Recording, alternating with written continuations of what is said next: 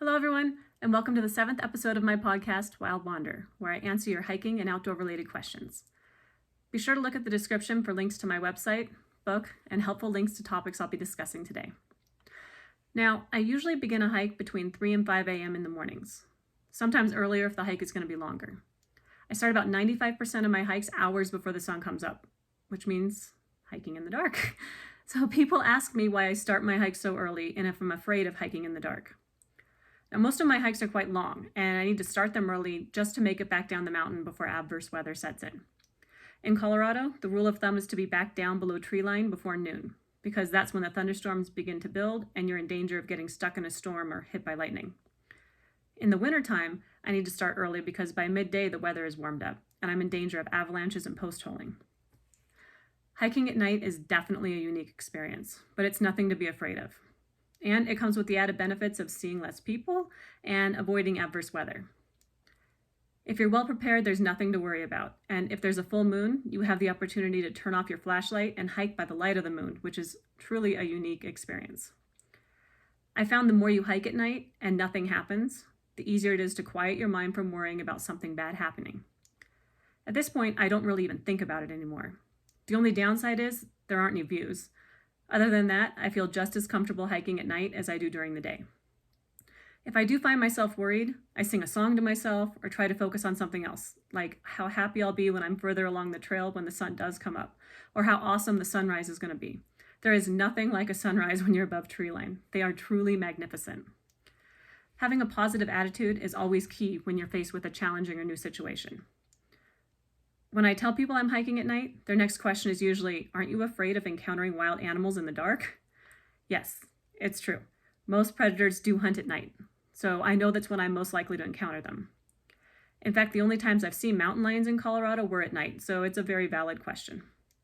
However, I also know I'm not their prey. I've hiked thousands of times at night and never had a truly bad experience. Some fun ones, yes, with bighorn sheep or porcupines, and yes, twice with mountain lions, but if you do the math, the occurrences are really rare. So how can you feel safer hiking at night? Well, having a good flashlight and a trekking pole go a long way towards safety. Some people like wearing a headlamp, but I find those make me nauseous. So instead, I have a small, bright LED flashlight that I bring along with me. Now start on a trail that you're already comfortable hiking. See how you feel along a familiar trail in the dark before attempting something new. A lot of people like to wear bear bells, but I find those to be really annoying, both to the person wearing them and especially to other hikers. In Colorado, where we just have black bears, not grizzly bears, bells are really more of a nuisance to those around you, and they're not really a deterrent. Once again, here's where the trekking pole comes to the rescue. It gives you several feet of defensible space, and if you hear a noise that startles you, or you just want added protection, you can hit it on every rock and tree you encounter. I guarantee you, animals will run away from you if you're making that kind of noise.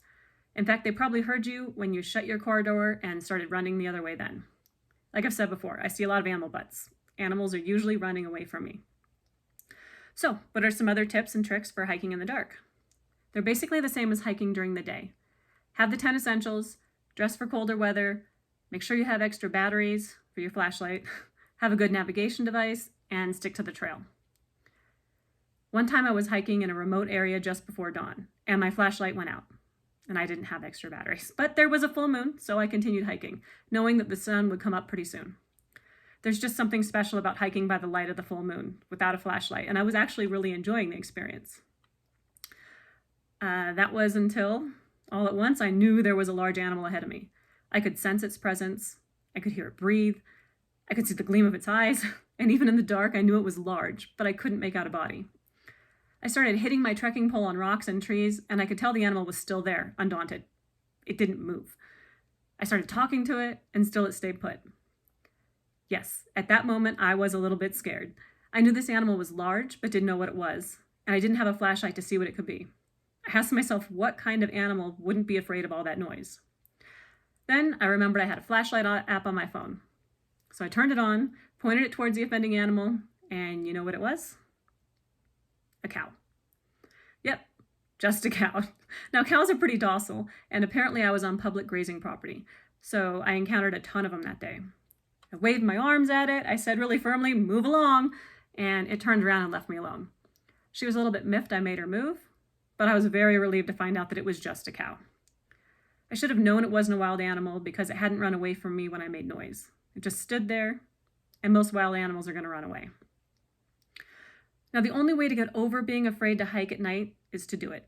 It does get easier and easier every time, and eventually you'll appreciate the colder weather, not hiking in the heat of the day, and the solitude. However, if you aren't sure if solo hiking in the dark is for you, try asking a friend to hike with you in the beginning. See how it goes. If you're playing these videos in order, you can watch a video that shows what it's like hiking in the dark and another one of an alpine sunrise. I hope you enjoyed this episode, and to help me keep these episodes coming, please ask me questions by commenting or going to the contact button on my website.